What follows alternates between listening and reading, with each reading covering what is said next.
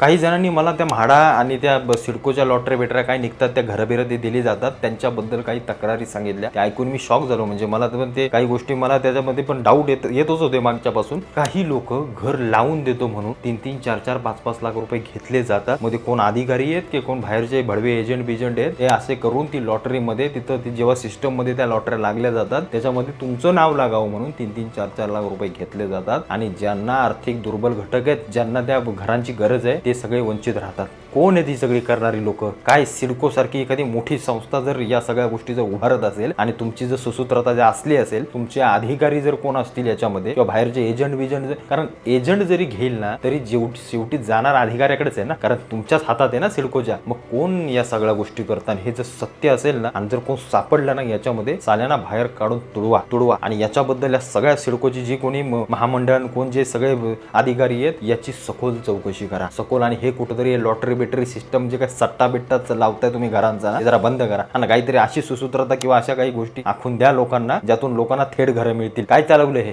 2-2, 3-3 लाख घेऊन घरं लावताय काय? ज्याला काय तुम्हाला काय आर्थिक दुर्बल घटकांना घरं वाटायला ठेवलंय की तुमचे खिसे भरायला घरं ठेवलंय? याच्यावरती कठोर कारवाया करा. हे अत्यंत धक्कादायक गोष्टी आहेत ह्या. येणाऱ्या काळामध्ये याचा फार उद्रेक होणार आहे आणि होतोय, दिसतोय, अनेक जणांना कानावर ऐकू येतोय आणि काही लोक याला जाणून बुजून पाणी घालतात एवढं मात्र नक्की. ते म्हाडा असो आणि नाही तर ते सिडको असो, नाही तर ते कुठलंही घर वाटणारी कुठली संस्था असतो, तुमच्यावरती अंकुश ठेवायला किंवा तुम्ही अंकुश ठेवायला जर तुमच्या हलगर्जीपणा होत असेल ना, तर मग आहोत आमच्यासारखी लोक याच्यावरती कटाक्षानं नजर ठेवायला. त्यामुळे येणाऱ्या काय त्या लॉटऱ्या बेटऱ्या आहेत याच्यामध्ये सुसूत्रता येईल असं काहीतरी काम करा, जेणेकरून तुमच्या अधिकाऱ्यांची किंवा बाहेरच्या एजंटचे खिसे भरणार नाहीत, तर सामान्य माणसाचा 4 रुपये किंवा त्याचे 4 रुपये वाचतील. याच्याकडे जरा लक्ष द्या.